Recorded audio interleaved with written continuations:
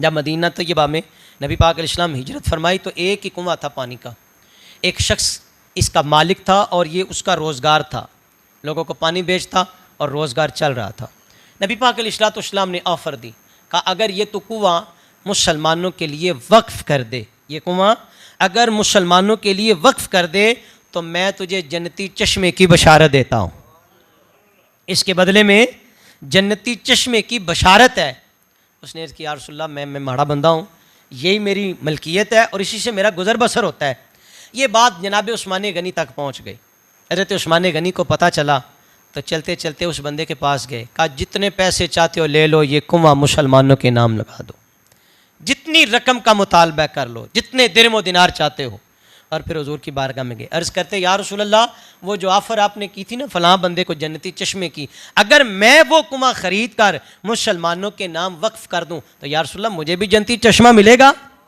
ये सौदा कर रहे हैं हुजूर से, ये मोहब्बत भरी बातें हुजूर से कर रहे हैं, या रसूलल्लाह मुझे भी मिलेगा। तो नबी पाक अलैहिस्सलाम ने फरमाया हाँ उस्मान, अगर तू ये सौदा कबूल करता है तो जन्नती चश्मा तुझे भी मिलेगा, तुझे भी जन्नती चश्मा मिलेगा। जल्दी जल्दी गए, वो जो बात अधूरी थी उसको मुकम्मल किया, रकम दी, दिरहम दिनार दिए और आकर हुजूर की बारगाह में अर्ज़ करते या रसूलल्लाह मैंने वो कुआं ख़रीद कर मुसलमानों के लिए वक्फ़ कर दिया।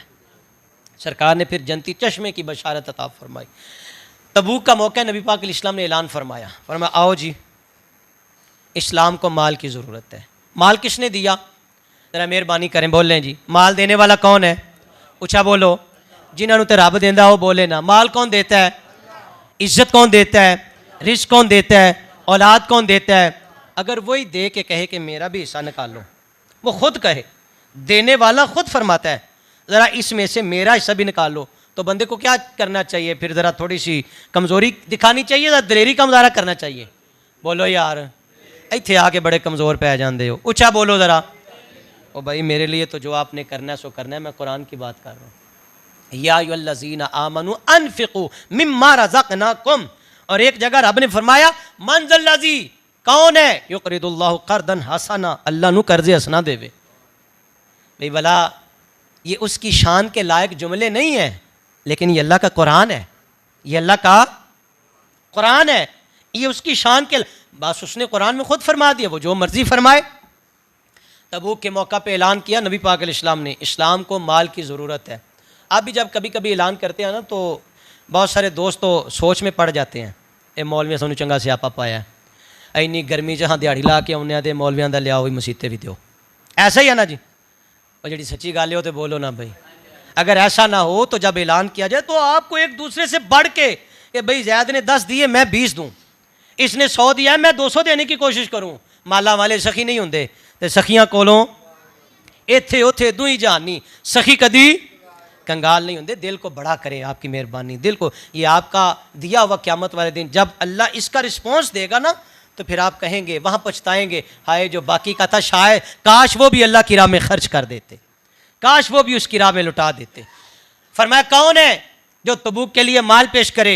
उस्मान गनी खड़े हुए, या रसूलल्लाह 100 ऊँट बमा साजो सामान मैं पेश करता हूँ, 100 ऊँट। सरकार ने फरमाया कबूल किया। अब उठो जी और बंदा, दूसरे भी आ रहे हैं। उस्मान गनी फिर दिल में बात आती है, फिर खड़े होकर कहते हैं या रसूलल्लाह 100 ऊँट और कबूल करें। कितने ऊँट हो गए? 200 ऊँट हो गए, बमा साजो सामान। दूसरे भी आ रहे हैं। उस्मान गनी फिर तीसरी बार उठे, या रसूलल्लाह 100 ऊँट और कबूल फरमा लें। 300 ऊँट एक ही वक्त में उस्मान गनी इस्लाम के नाम पे वक्फ कर रहे हैं और अर्ज करें या रसूलल्लाह उस्मान की तरफ से कबूल करें। 100 ऊँट, फिर 100 ऊँट, फिर 100 ऊँट, 300 ऊँट बमा साजो सामान। एक ऊँट की कीमत कम अज़ कम तकरीबन को 5 लाख तो होनी है ना, चलो कैलकुलेशन कर लिया जे, तो ज़रब तफरीक बड़ी आती है। 300 ऊँट की कीमत कितनी होगी? उस्मान गनी यक मुश्त अर्ज कर देने, सोनिया मेरे वालों कबूल फरमाओ।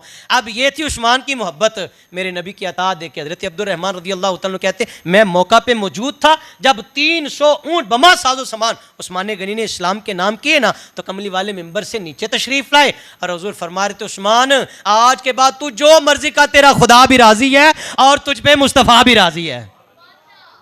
आज के बाद जो मर्जी कर उस्मान, आज के बाद जो मर्जी कर, तुझ पे तेरा खुदा भी राज़ी है और मुस्तफ़ा भी राज़ी है।